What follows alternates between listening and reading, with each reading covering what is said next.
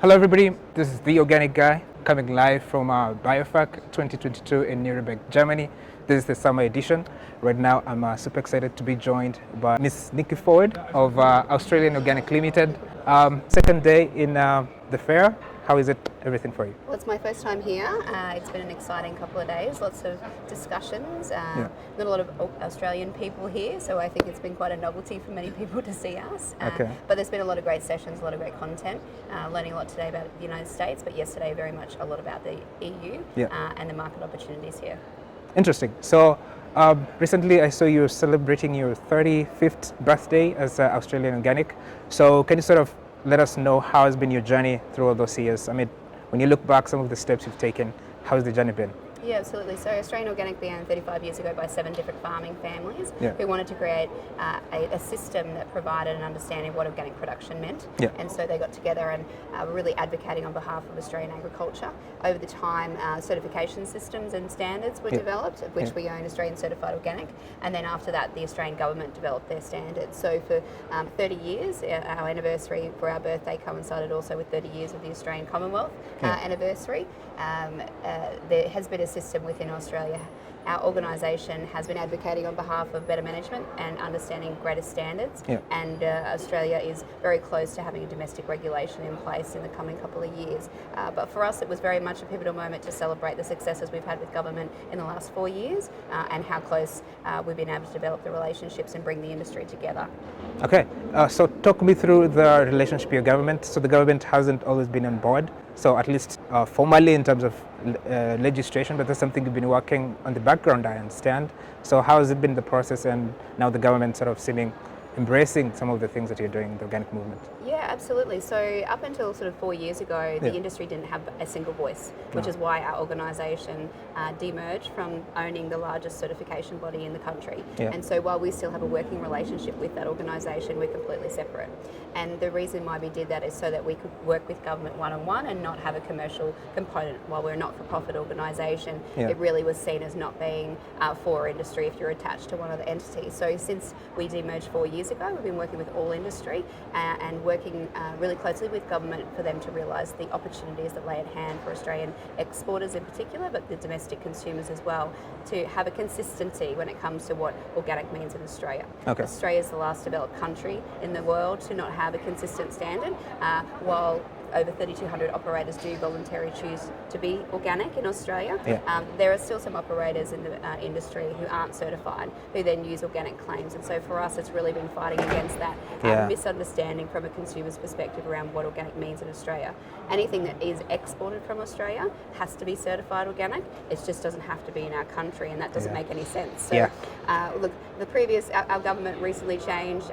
They had support for it. The new government we met with last week, they also had support for it. So we're just part of the process now to start moving towards the consistent regulation of organic in Australia.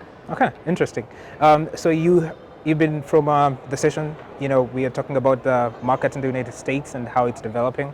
So I guess the market size might not be the same, but you're sort of seeing similar trends that is happening. So can you take us through what are some of the similarities you're seeing, the organic market in Australia and the one in the United States? Yeah, so the organic market in Australia is worth over $2 billion. Unfortunately, due to COVID, our borders have been locked for quite some time. So a lot of that export opportunity trade through flights and through shipment hasn't been there. However, the demand for the production has actually maintained the domestic need. So we know that if we produce more, that we're going to be able to export more with the borders now opening. So for us, it really is about the long term. How do we keep consumers aware of what they're looking for? And so, not dissimilar to what I've heard over the last couple of days, there was quite a big increase in consumption in 2020. Obviously, for people, health concerns, access to maybe some other brands they weren't looking for, but organics took a real increase. And so, for us, again, not dissimilar to the other countries we've seen, you're going to see that come back a little bit potentially, as well as with the economic challenges that not just Australia is facing, but the whole world is. So, look, being very aware of that, I think, it's about the value and the quality and the integrity that sits behind it, which is really where the focus for us is as a country, is continuing to build that, which is why it flows on really well into the domestic regulation discussion we're having, is that, pricing may be an issue, but long term, those who are consuming it, we've seen even in recent research, they're going to consume more. Interesting. So definitely some bright things happening there. The other thing that I notice you doing different is you're focusing on sort of taking the education part into school. So maybe helping people learn more about organic. That's an interesting dynamic. So can you take me through what's the thinking behind it?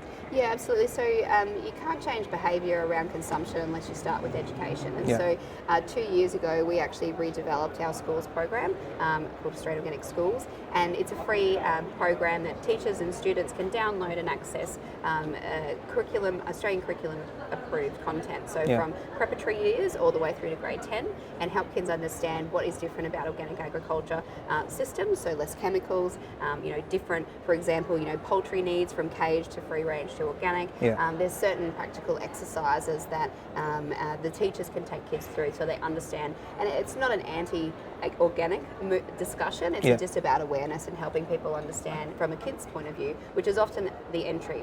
Mothers are always often giving their children organic, so then when the kids are old enough to learn about it, they can understand the value of it.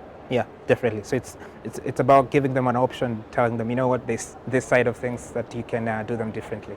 Absolutely, and I think that's where the long-term future will demonstrate people having the ability to have choice, and I think that's the most important part. Yeah. The last thing, I mean, what sort of message would you have for the organic movement, especially in Australia, when you look forward? Is there some of the trends that you're seeing, you're looking forward to, some of the things that you're anticipating that may happen in the the coming few years, 5 to 10 years? Yeah, look, I think the biggest message, and we were talking about this last week in our conference, is about truth in labelling and really owning what is on your packaging. And I think from a marketing perspective, it couldn't be more important in Australia because of that inconsistency. But even when we do get the regulation, that's still a strong message regardless of organic. Consumers are smarter than ever before.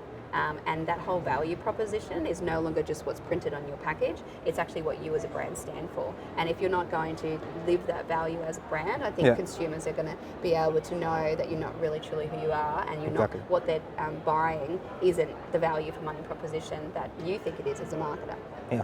Okay. Thank you very much for sharing us with all that information. I can see you have a lot of things that you can talk about the organic movement in Australia and indeed across the world.